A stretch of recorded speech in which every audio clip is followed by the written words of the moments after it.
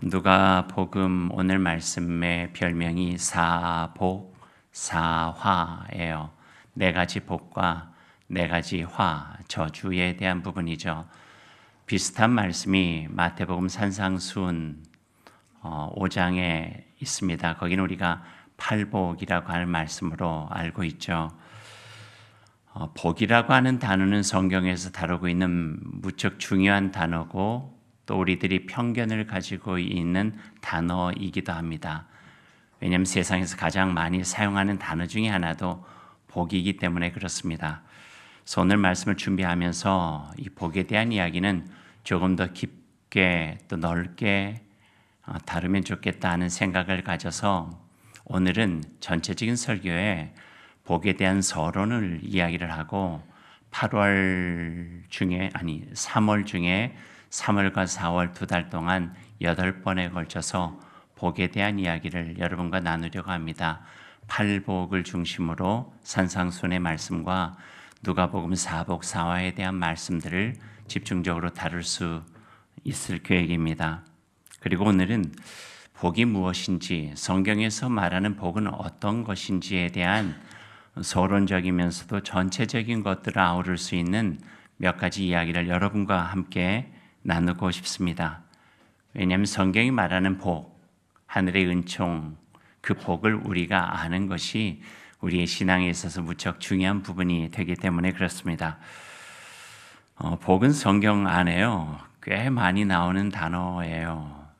이곳에도 복, 저곳에도 복. 신명기에 따르면 들어와도 복, 나가도 복. 이광주리에도 복, 저광주리에도 복. 그래서 복에 대한 말씀들이 많아서 좋아하는 분들도 참 많이 있습니다. 우리가 가끔 이런 말도 하죠. 예수 믿어 복 받으세요. 어떠세요? 좋은 말씀인가요? 맞죠? 예수 믿어 복 받으세요. 근데 그 복에 대한 개념을 어떻게 이해하고 있느냐에 따라서 복 받는다 하는 의미도 우리에게 다르게 다가오게 됩니다. 왜냐하면 일반적인 의미의 복과 성서 속에서 우리에게 보여주고 있는 복의 의미가 조금은 다르기 때문에 그렇죠. 성경이 처음은 복으로 시작이 되어져요. 창세기 12장 아브라함에게 하나님께서 하셨던 말씀이 내가 너에게 복을 주어 복의 근원이 되게 하겠다. 복은요, 절대 나쁜 게 아니에요. 우리가 이렇게 밀어버릴 수 있는 것도 아니고 복을 온전하게 우리의 삶 속에서도 누리는 것이 하나님께서 우리를 향하여서 요청하고 계시는 것입니다. 그러나 다만 그 복이 어떤 복인가 하는 것을 아는 것이 더 중요하죠. 시편도요, 150편이나 되는데 시편의 전체적인 문을 여는 그 첫 대문이자 전체적인 시편을 요약하고 있는 첫 1편 1절도 복 있는 사람은 이렇게 시작하고 있어요. 그러니까 복이라고 하는 것은 우리가 꼭 기억하고 추구해야 될 굉장히 중요한 것이라고 성경은 말하고 있는 것이죠. 성경에 나오는 복이라고 하는 것을 조금만 더 보십시다. 원어를 조금 보죠. 원어를 보면은 그 구약 히브리어에서는요, 아쉬레, 그래, 쉬레, 쉬레. 그러니까 복 안에서 쉬는 거예요. 아쉬레라고 하고, 그 신약으로 가면은 그게 헬라어로 번역이 되어지는데 마카리오스라고 하는 단어로 이렇게 번역이 되어져요. 원어를 알려드리려고 하는 것이 아니라 이 두 단어 아쉬레나 마카리오스가 다 형용사예요. 그러니까 명사가 아니라는 거예요. 명사는 어떤 사물이죠. 어떤 것. 그러니까 복을 주고받을 수 있는 것이라고 우리는 생각을 해요. 복 받으세요. 복 받고 싶어요. 그러다 보니까 세상의 복과 성서 속에서 이야기하고 있는 그 복에 대한 이 좀 오해와 착각을 갖게 되는 거예요. 누가 줄 수 있는 것처럼, 축복기도 하면 목사가 복을 여러분에게 주는 것처럼 뭐 이렇게 생각을 하게 된다는 거예요. 그래서 형용사로 사용될 때에 이 복 아쉬레나 마카리오스의 원래적인 의미를 보면은요, 어떤 상태예요. 상태. 말하자면 복은 줄 수 있고 받을 수 있는 것이 아니라 하나님 안에서 감출 수 없는 기쁨과 행복으로 인하여 가슴이 벅차고 충만하여 마음에 기쁨이 있는 상태. 이게 복.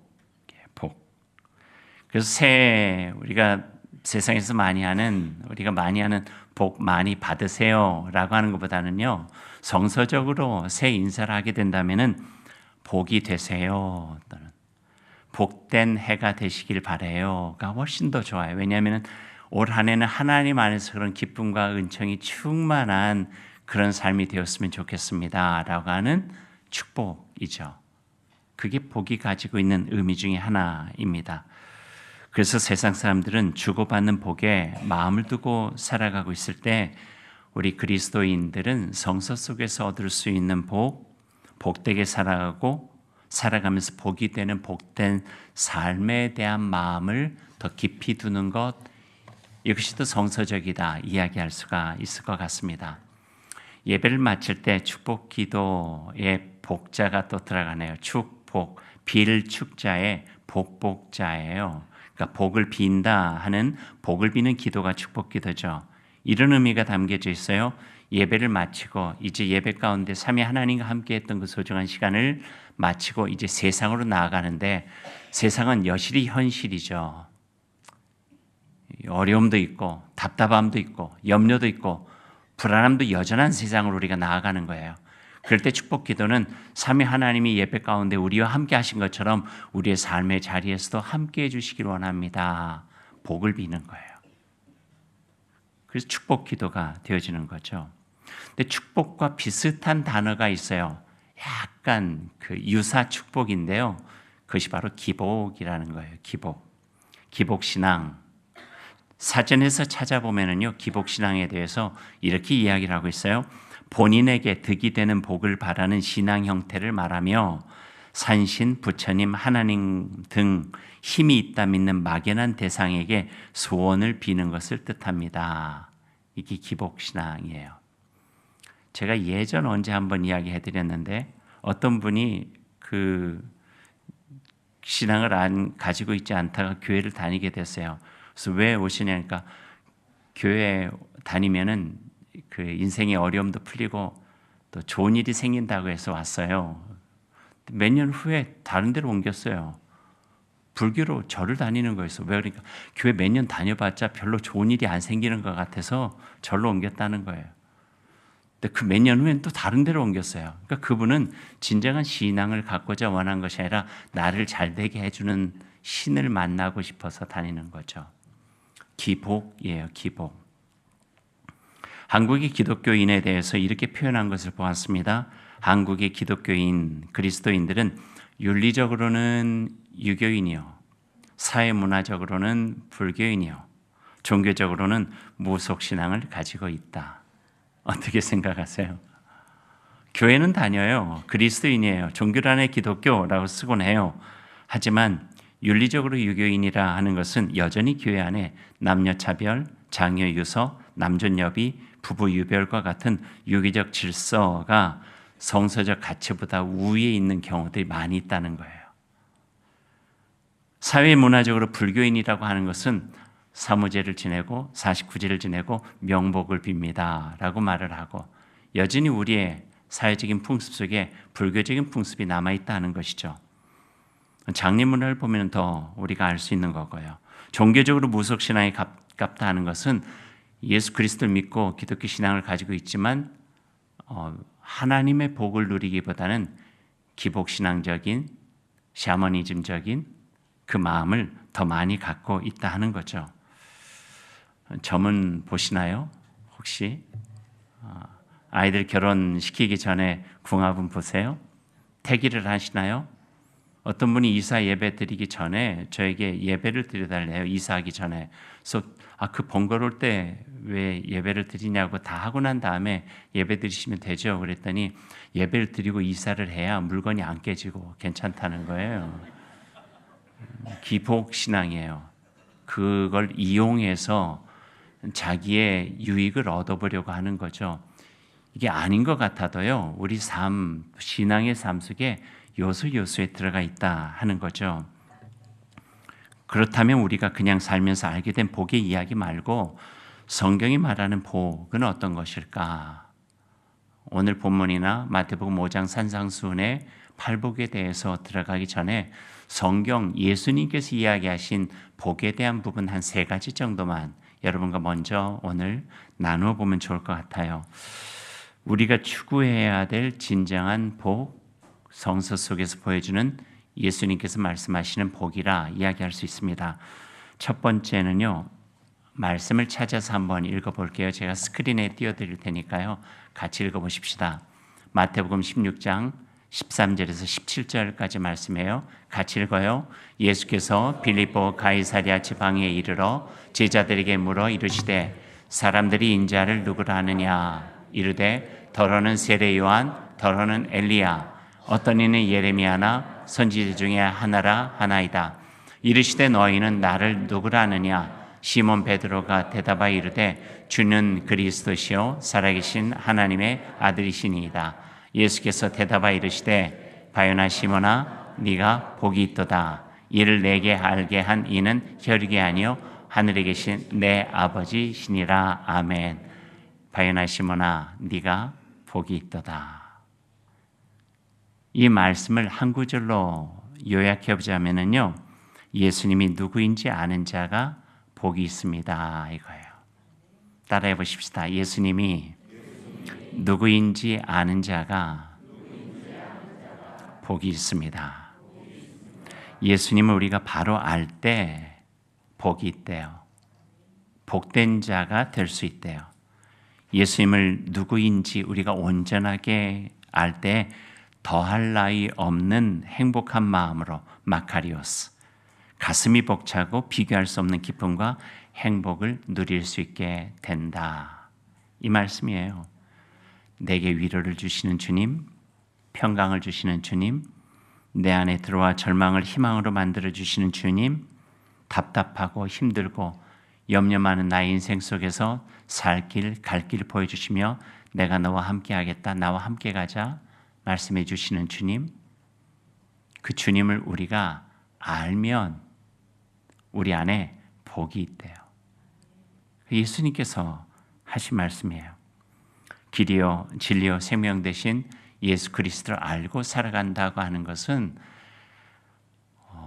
겁내지 않을 수 있고요, 그분이 내 곁에 계시기 때문에 쉽지 않은 여정도 한번 시작해 볼 수 있는 용기를 가질 수 있고요. 그러니까 그게 복이라는 거예요. 그게 복이라고 예수님께서 하신 말씀이에요. 지난 주일 설교 중에 나눴던 단어로 표현하자면 예수님과 인격적 만남이죠. 아니까 예수님이 어떤 분인지 알고 그분이 내 주님이 되셨다는 생각을 하니까 내 마음이 벅찬 거예요. 예전에는 겁났는데 나아갈 수 있는 힘이 생기는 거예요. 예전에는 너무 힘들었는데 그래도 주님 손 붙잡으면 일어날 수 있는 용기가 생기는 거예요. 예수님을 아는 자가 복이 있다. 찬송가 453장에 이런 가사가 있어요. 예수 더 알기 원함은 크고도 넓은 은혜와 대속해 주신 사랑을 간절히 알기 원하네. 좀 잘 부르려고 했는데 잘 안 불러져서 가사만 읽어드릴게요. 성령이 스승되셔서 진리를 가르치시고 거룩한 뜻을 깨달아 예수를 알게 하소서. 내 평생의 소원, 내 평생의 소원, 대속해 주신 사랑을 간절히 알기를 원하네. 복이라는 거예요. 복. 예수님을 아는 것이 복이 됩니다. 두 번째 말씀도 한번 읽어보죠. 두 번째 말씀은 요한복음 14장 12절에서 17절까지 말씀인데요. 이 말씀도 한번 읽어볼까요? 그의 발을 씻으신 후에 옷을 입으시고 다시 앉아 그들에게 이르시되 내가 너희에게 행한 것을 너희가 아느냐? 너희가 나를 선생이라 또는 주라 하니 너희 말이 옳도다. 내가 그러하다. 내가 주와 또는 선생이 되어 너희 발을 씻었으니 너희도 서로 발을 씻어주는 것이 옳으니라. 내가 너희에게 행한 것 같이 너희도 행하게 하려 하여 본을 보였도다. 내가 진실로 진실로 너희에게 이르노니 종이 주인보다 크지 못하고 보냄을 받은 자가 보낸 자보다 크지 못하나니 너희가 이것을 알고 행하면 복이 있으리라. 아멘. 너희가 이것을 알고 행하면 복이 있으리라는 거예요. 첫 번째는 예수님을 아는 것이 복이었잖아요. 예수님을 아는 것에 그치지 않고 알고 예수님이 살아가셨던 그 삶에 따라 우리가 함께 행하면 복이 있다. 예수님께서 제자들의 발을 씻어주시면서 하신 말씀이죠. 주님 따라 행할 때 더할 나위 없는 복된 삶, 마카리오스. 가슴도 벅차고 마음이 기쁘고 보람있고 내 인생이 더 한층이나 더 멋지고 더 근사한 삶을 사는 것 같은 자존감과 기쁨의 삶으로 누릴 수 있다는 거예요. 사람이 참 이상해요. 좋은 일 조금만 해도 내가 꽤 괜찮은 사람이 된 것 같은 마음을 갖게 되거든요. 근데 거기에다가 예수 그리스도를 따라 살아가는 것, 우리가 할 수 있는 선을 넘어서 예수님께서 보여주신 그 삶을 함께 행하며 살아가는 삶이 얼마나 복이 있는가 하는 것을 가르쳐 주시는 거죠. 이 말씀을 사진으로, 그림으로 그린 분이 계세요. 보여드릴까요? 우리가 가끔 보는 그림이에요. 우리 교회 임직식이 있을 때마다 임직식 순서지 표지에 나오는 그림이에요. 예수님께서 발을 씻어주시는 그림. 근데 그 물그릇을 보면은요, 확대가 되나요? 예수님의 얼굴이 보여요. 그러니까 발을 씻어주신 것을 아는 게 아니라 우리도 발을 씻으려고 굽힐 때 거기에서 예수님의 얼굴을 볼 수 있다 하는 거예요. 알고 행하면 그 행함을 통하여 하나님께서 우리에게 주시는 놀라우신 복을 누릴 수 있다. 두 번째로 주시는 말씀이에요. 8개의 복이 나와 있는 마태복음 산상수훈을 보면은요, 거기 한 사람 한 사람이 다 그 행함을 통해서 누릴 수 있는 복된 자였어요. 심령이 가난한 자, 어떤 자였어요? 자기가 참 얼마나 영적으로 부족한지, 하나님 앞에서 보잘것없는지를 깨달아 하나님의 말씀에 spiritual hunger, 간절한 마음으로 다가가고자 하는 이가 복이 있다. 애통하는 자, 나의 슬픔이 아니라 다른 이웃의 어려움과 슬픔 속에 함께 마음이 공감되면서 조금이라도 안타까워하고 도우려고 하는 자가 복이 있다, 위로를 받을 것이다. 온유하고 겸손한 마음으로 살아가는 사람, 그렇게 살다가 이런저런 손해보는 것 같지만 그런 어렵고 억울한 상황에서도 온유와 겸손을 지켜낸 자들이 하나님께서 그들이 살 수 있는 땅을 기업으로 주신다. 복이 있다. 의에 줄이고 목마른 자, 세상이 그들을 힘들게 하지만 세상이 또 다르게 존경하고 세상의 희망이 되어지는 사람에게 하나님께서는 그들을 더욱더 귀하게 그 이름을 들어주신다. 긍휼히 여기는 자, 긍휼함을 가지고 살아갔던 착한 사마리아 사람처럼 그저 지나치지 못하는 그 마음이 예수님을 닮아 그 일을 행할 때에 더 많은 것을 기쁨으로 누리고 감사할 수 있는 삶의 풍성한 열매를 복으로 받는다. 마음이 청결한 자는 두 마음 품지 않고 어떤 어려움 가운데서도 내가 한 번 준 마음, 한 번 드린 마음, 예수님께 그 마음 드렸으니 그 마음 지켜내면서 살아간 이는 하나님께서 그 마음속에 하나님을 볼 수 있는 기쁨을 주신다. 평화를 이루며 살아가는 사람, 그 삶이 세운 평화의 아주 작은 십자가라 할지라도 그 십자가 모여서 하나님의 나라가 완성되어지고 네가 바로 내 자녀다라고 하는 하나님의 칭찬을 받게 된다. 의를 위하여 핍박을 받은 사람은 하나님의 주인공으로 세워주신다. 다 알고 행하는 자에게 주시는 복이라 하는 것이죠. 하나같이 어렵고 힘겨운 삶이겠지만 그러나 이것을 복이라고 말씀하신 것은 그럼에도 불구하고 그 삶 속에 있는 이가 하나님께서 그들을 통해서 역사하시고 하나님의 뜻과 하나님의 나라가 이루어진 일이기에 주님께서는 그 어떤 것이라도 주고 싶어하는 그 마음을 갖게 되신다 하는 것입니다. 세상이 주는 복이 아닌 하늘의 복을 누리는 그런 신실한 삶의 모습 우리도 함께 누려보면 좋겠습니다. 세 번째 이야기하죠. 요한복음 20장 26절에서 29절 말씀까지 한번 같이 읽어요. 여드레를 지나서 제자들이 다시 집 안에 있을 때에 도마도 함께 있고 문들이 닫혔는데 도마도 함께 있고 문들이 가운데 서서 이르시되 너희에게 평강이 있을지어다 하시고 도마에게 이르시되 네 손가락을 이리 내밀어 내 옆구리에 넣어보라. 그리하여 믿음 없는 자가 되지 말고 믿는 자가 되라. 도마가 대답하여 이르되 나의 주님이시요 나의 하나님이시니이다. 예수께서 이르시되 너는 나를 본고로 믿느냐? 보지 못하고 믿는 자들은 복되도다 하시니라. 아멘. 너는 나를 본고로 믿느냐?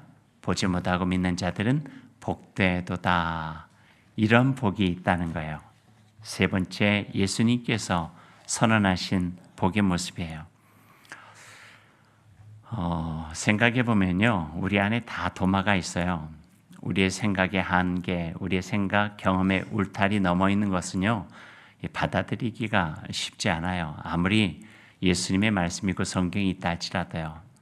왜냐면 내 안에 벌써 이건 안 돼, 이렇게 살아야 내가 잘 살 수 있어 라고 하는 삶의 기준이 벌써 있게 된 것이거든요. 그걸 넘어설 수 있는 힘이 믿음이에요. 알지 못하고 살아보지 않은 것을 살아내고 믿을 수 있는 것은요, 믿음이에요. 그 다음을 허물어서 새로운 세계를 확장시킬 수 있는 힘 자체가 믿음밖에 없어요. 믿음. 그러니까 도마에게 그 이야기를 해주시는 거예요. 그 믿음을 가진 이가 복되다 하는 거예요. 세 번째 복이죠. 사람에게는 어떤 책에서 봤더니 네 가지 눈이 있어야 된다 이렇게 이야기를 했어요. 인생을 멀리 볼 수 있는 역사적인 안목, 또 현상을 바라볼 수 있는 과학적인 안목, 존재를 깊이 볼 수 있는 철학적인 안목, 모든 것을 아름답게 보는 예술적인 안목이 필요하다는 거예요. 역사적인 안목이 없을 때 음모론에 취약해요. 카톡에 보내지는 이 거짓 뉴스예요. 쉽게 넘어가요. 제 아버님이 저에게 카톡을 보내셨어요. 그래서 읽어보니까 윤석열의 기도문 해가지고 막 보내신 거예요. 그래서 제가 아버지에게 했죠. 알아봤더니 이거 가짜 뉴스입니다. 그랬더니 전지 그런 기도할 사람이 아닌 것 같은데. 근데 기도문이 너무 좋아서 그냥 넘어간 거예요. 친구들에게 내가 알려줘야 되겠다. 현혹될 수밖에 없는 거죠. 역사적인 안목이 없으면요. 그러다 보니까 광화문 집회 나가고 잘못된 선동에 휘말려서 무지함에 군중의 심리 속에 들어가 버릴 수 있는 가능성이 너무 많이 있다는 거죠. 과학적인 안목이 있을 때 옳고 그름을 분별하고 바른 이성으로 판단해 낼 수가 있어요. 철학적인 안목은 우리 인간의 삶의 존재를 더욱더 깊이 있고 의미 있게 만들어 나가게 되죠. 예술적인 안목은 우리의 삶을 풍요롭게 할 뿐만 아니라 기쁨과 감격이 있는 삶, 경이로운 세계 속에서 누릴 수 있는 은총, 이런 것들을 맛보게 하는 거예요. 여기에 한 가지 안목, 눈을 그리스도인들은 믿음 안에서 가져야 되는데 그게 바로 하나님을 볼 수 있는 영적인 안목이에요. 다른 어떤 눈보다도 필요한 눈이겠죠. 믿음의 눈이에요. 그래서 히브리서 기자는요, 우리에게 참 믿음이라고 하는 것은 바라는 것들의 실상이요 보지 못하는 것들의 증거라고 이야기를 하고 있어요. 예수님께서 도마에게 하신 말씀처럼 보지 않고도 믿는 믿음이 복된 것이다 하는 거예요. 근데 이게 굉장히 역설적인 거예요. 한번 물어보죠. 볼 수 있어요, 하나님? 볼 수 있나요? 볼 수 없어요. 그 믿음의 눈이 아니면 하나님을 볼 수가 없는 거예요. 그 믿음을 가지라고 하는 말을 우리들에게 보다 더 구체적으로 보지 않고 볼 수 없는 건데 보려고 애쓰지 말고 보지 않고도 내 안에 주신 하나님의 은혜 가운데서 믿는 것이 복이라.